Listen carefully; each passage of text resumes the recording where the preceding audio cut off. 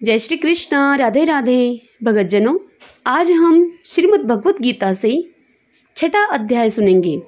सर्वप्रथम भगवान का ध्यान करेंगे। ओम श्री परमात्मने नमः। ओम नमो भगवते वासुदेवाय। ओम श्री कृष्णाय नमो नमः। भगवान श्री कृष्ण बोले, हे अर्जुन, जो पुरुष कर्म फल का आश्रय न लेकर करने योग्य कर्म करता है वह सन्यासी तथा योगी है, और केवल अग्नि का त्याग करने वाला सन्यासी नहीं है तथा केवल क्रियाओं का त्याग करने वाला योगी नहीं है। हे अर्जुन, जिसको सन्यास ऐसा कहते हैं उसी को तू योग जान, क्योंकि संकल्पों का त्याग न करने वाला कोई भी पुरुष योगी नहीं होता। योग में आरूढ़ होने की इच्छा वाले मननशील पुरुष के लिए योग की प्राप्ति में निष्काम भाव से कर्म करना ही हेतु कहा जाता है, और योग रूढ़ हो जाने पर उस योग रूढ़ पुरुष का जो सर्व संकल्पों का अभाव है वही कल्याण में हेतु कहा जाता है। जिस काल में न तो इंद्रियों के भागों में और न कर्मों में ही आसक्त होता है, उस काल में सर्व संकल्पों का त्यागी पुरुष योगारूढ़ कहा जाता है। अपने द्वारा अपना संसार समुद्र से उद्धार करे और अपने को अधोगति में न डाले, क्योंकि यह मनुष्य आप ही तो अपना मित्र हैं और आप ही अपना शत्रु है। जिस जीवात्मा द्वारा मन और इंद्रियों सहित शरीर जीता हुआ है, उस जीवात्मा का तो वह आप ही मित्र है, और जिसके द्वारा मन तथा इंद्रियों सहित शरीर नहीं जीता गया है उसके लिए वह आप ही शत्रु के सदृश शत्रुता में बरतता है। सर्दी गर्मी और सुख दुख आदि में तथा मान और अपमान में जिसके अंतःकरण की वृत्तियां भली भांति शांत हैं, ऐसे स्वाधीन आत्मा वाले पुरुष के ज्ञान में सच्चिदानंद घन परमात्मा सम्यक प्रकार से स्थित है, अर्थात उसके ज्ञान में परमात्मा के सिवा अन्य कुछ है ही नहीं। जिसका अंतःकरण ज्ञान विज्ञान से तृप्त है, जिसकी स्थिति विकार रहित है, जिसकी इंद्रियां भली भांति जीती हुई हैं, और जिसके लिए मिट्टी और पत्थर और स्वर्ण एक समान हैं, वह योगी युक्त अर्थात भगवत प्राप्त है, ऐसे कहा जाता है। सुहृद, मित्र, बैरी, उदासीन, मध्यस्थ, द्वेषय और बंधुगणों में, धर्मात्माओं में और पापियों में भी समान भाव रखने वाला अत्यंत ही श्रेष्ठ है। मन और इंद्रियों सहित शरीर को वश में रखने वाला आशा रहित और संग्रह रहित योगी अकेला ही एकांत स्थान में स्थित होकर आत्मा को निरंतर परमात्मा में लगावे।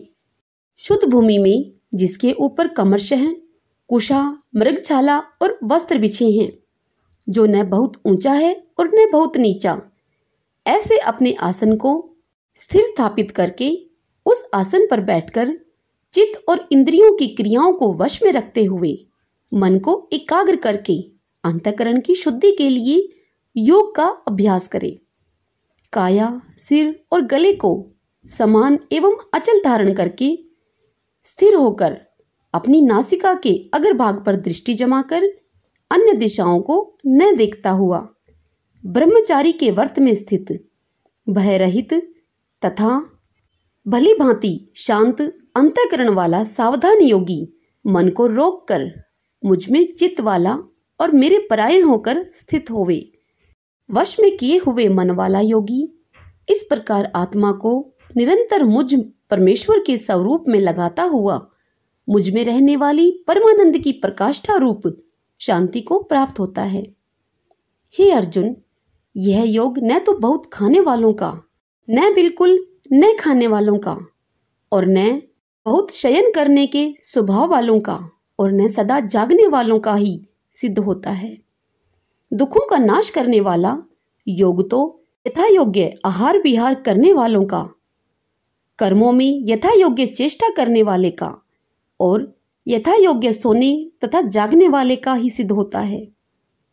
अत्यंत वश में किया हुआ चित्त जिस काल में परमात्मा में ही भली भांति स्थित हो जाता है, उस काल में संपूर्ण भोगों से सप्राह रहित पुरुष योग युक्त है, ऐसा कहा जाता है। जिस प्रकार वायु रहित स्थानों में दीपक चलायमान नहीं होता, वैसे ही उपमा परमात्मा के ध्यान में लगे हुए योगी के जीते हुए चित्त की कही गई है। योग के अभ्यास से निरुद्ध चित्त जिस अवस्था में उपराम हो जाता है और जिस अवस्था में परमात्मा के ध्यान से शुद्ध हुई सूक्ष्म बुद्धि के द्वारा परमात्मा को साक्षात करता हुआ सच्चिदानंद घन परमात्मा में ही संतुष्ट रहता है, इंद्रियों से अतीत केवल शुद्ध हुई सूक्ष्म बुद्धि के द्वारा ग्रहण करने योग्य जो अनंत आनंद है, उसको जिस अवस्था में अनुभव करता है और जिस अवस्था में स्थित यह योगी परमात्मा के स्वरूप से विचलित होता ही नहीं, परमात्मा की प्राप्ति रूप जिस लाभ को प्राप्त होकर उससे अधिक दूसरा कुछ भी लाभ नहीं मानता और परमात्मा प्राप्ति रूप जिस अवस्था में स्थित योगी बड़े भारी दुख से भी चलायमान नहीं होता, जो दुख रूप संसार के संयोग से रहित है तथा जिसका नाम योग है, उसको जानना चाहिए। वह योग न उकताए हुए अर्थात धैर्य और उत्साह युक्त चित्त से निश्चय पूर्वक करना कर्तव्य है।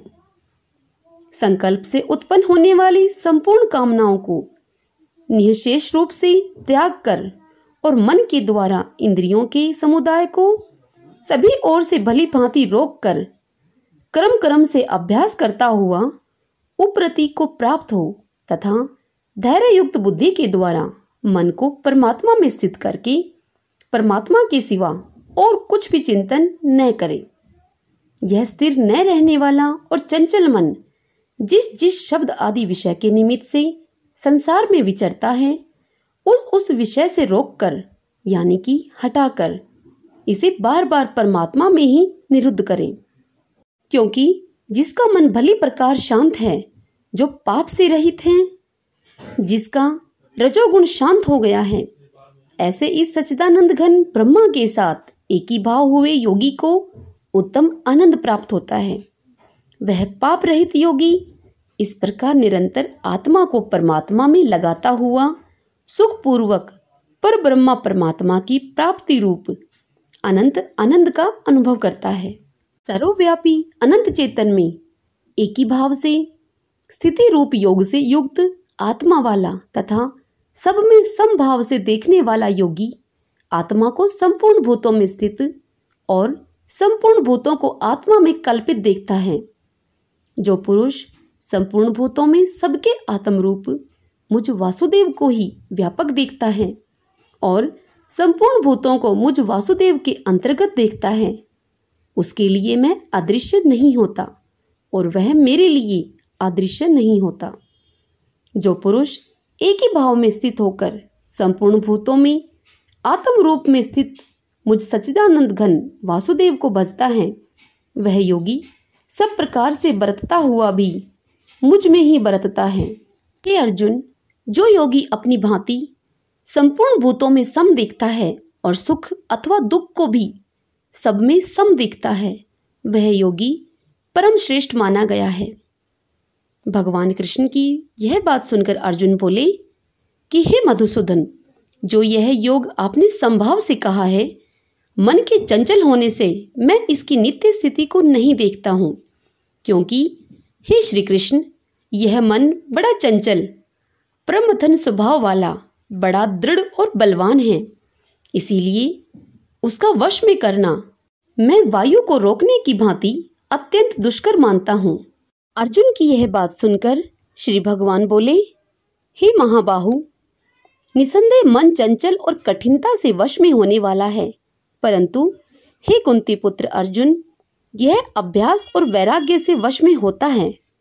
जिसका मन वश में किया हुआ नहीं है, ऐसे पुरुष के द्वारा योग दुष्प्राप्य है और वश में किए हुए मन वाले प्रयत्नशील पुरुष के द्वारा साधन से उसका प्राप्त होना सहज है, ऐसा मेरा मत है।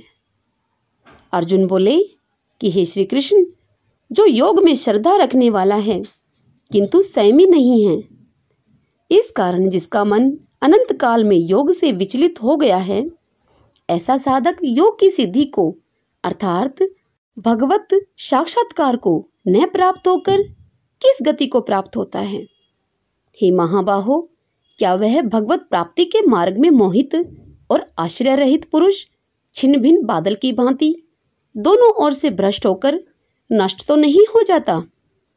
हे श्री कृष्ण, मेरे इस संशय को संपूर्ण रूप से छेदन करने के लिए आप ही योग्य हैं, क्योंकि आपके सिवा दूसरा इस संशय का छेदन करने वाला मिलना संभव नहीं है।